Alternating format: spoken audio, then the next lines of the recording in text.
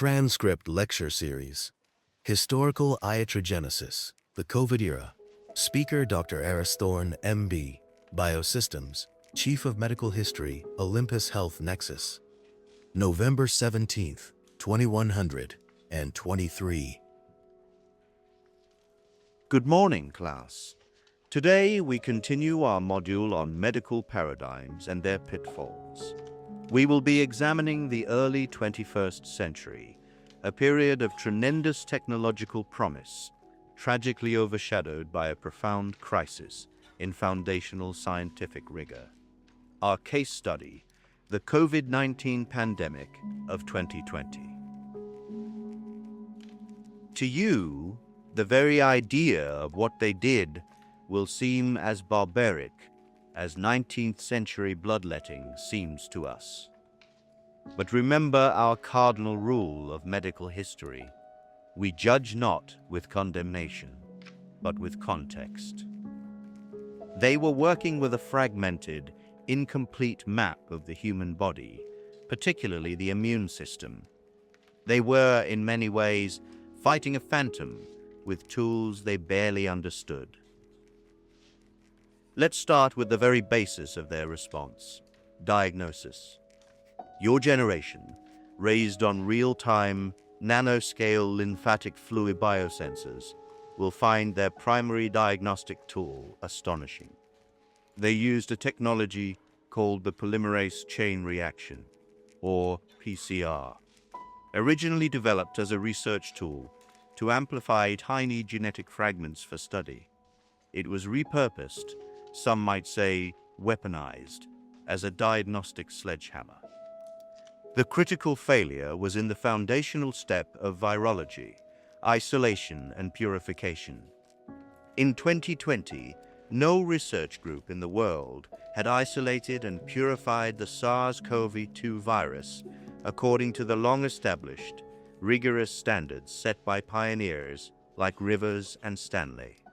What they called isolation was actually the culturing of unpurified samples in a soup of other genetic material, followed by computational modeling of what the virus's genome might look like. This model genome, this theoretical sequence, became the target for the PCR test. They were using a supremely sensitive amplifier to hunt for a ghost, a digital sketch of a virus they had never truly held in their hands. The cycle thresholds, the number of amplification cycles needed to detect the signal, were often set so high that the test was detecting harmless viral fragments, inactive debris, or even unrelated sequences, labeling healthy individuals as asymptomatic cases.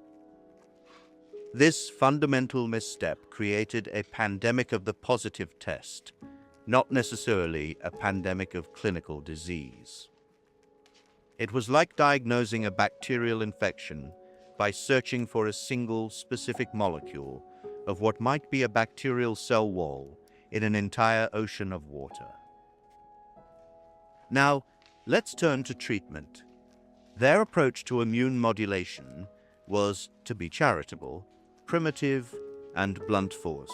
The parallel to our history of using cytotoxic, cancer-causing chemicals and radiation to treat cancer in the 20th and early 21st centuries is apt. They were so focused on destroying a perceived immediate threat, the tumor, the virus, that they accepted catastrophic collateral damage to the entire system as a necessary cost. Their most celebrated solution was a new class of injectable agents, mRNA lipid nanoparticles. Think of it, they took a technology that had never been successfully deployed in humans, designed to instruct human cells to manufacture a protein based on the theoretical viral model we just discussed. To make this work, they had to bypass the body's innate immune system entirely by packaging these instructions in synthetic lipid nanoparticles. But the most startling part to our modern understanding of immune memory and systemic harmony was the inclusion of potent adjuvants. They would deliberately inject chemicals designed to trigger a massive, non-specific inflammatory response to rally the troops, hoping this chaos would accidentally result in the creation of specific antibodies to the manufactured protein. It was like trying to teach a complex symphony to an orchestra by first setting off a bomb in the concert hall. We now know this inflammatory shock can cause immune dysregulation, imprinting, and a host of auto-inflammatory disorders. They were only just beginning to connect. Their entire genetic understanding was similarly nascent. The Human Genome Project was only 2 decades old. They had the Book of Life, but could barely read the words, let alone understand the grammar or the poetry. They operated under the simplistic one gene, one protein dogma that we now know is hopelessly outdated. Manipulating the protein production machinery of the cell with synthetic mRNA, without a full understanding of the body's intricate regulatory RNA networks, was a gamble of unimaginable proportions. They were editing a vast, complex code with a blindfold on, changing a single line and hoping the entire program wouldn't crash. So, picture a patient in 2021, an individual with a positive PCR test, a test for a ghost, amplified to such a degree its clinical relevance was unknown, would be sent home with no early treatment, as protocols actively discouraged it.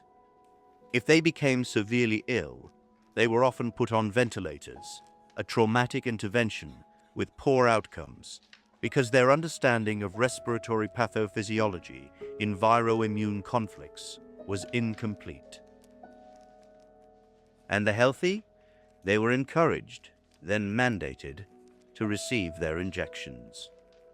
These injections, built on a model of a virus they'd never purified, instructed their cells to produce a spike protein, which itself was later discovered to be pathogenic and persist in the body for weeks, if not months, causing endothelial damage and triggering autoimmune responses, all to stimulate an antibody response they believed was synonymous with immunity, a concept we now know to be dangerously narrow.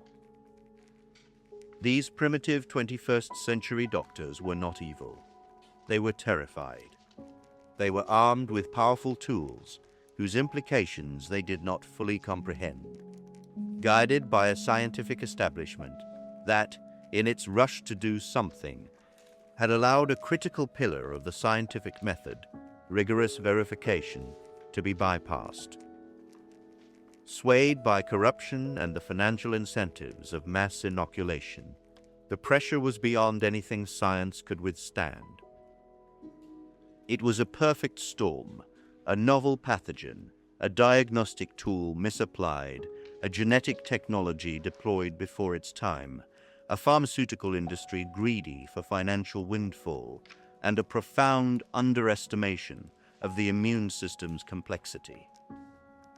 Their failure wasn't one of intent, but of epistemology.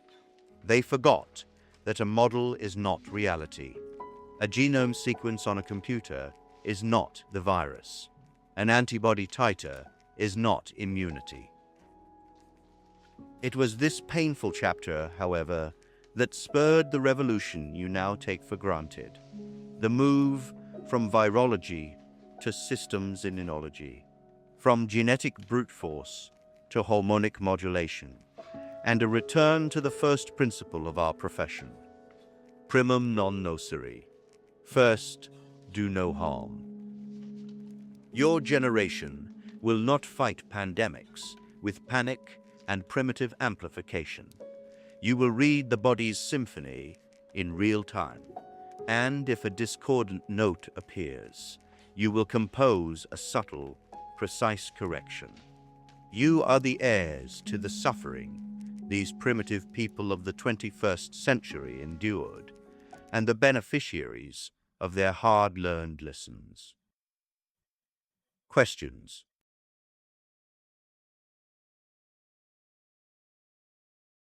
If you like this video, please hit the subscribe button, and thank you for watching.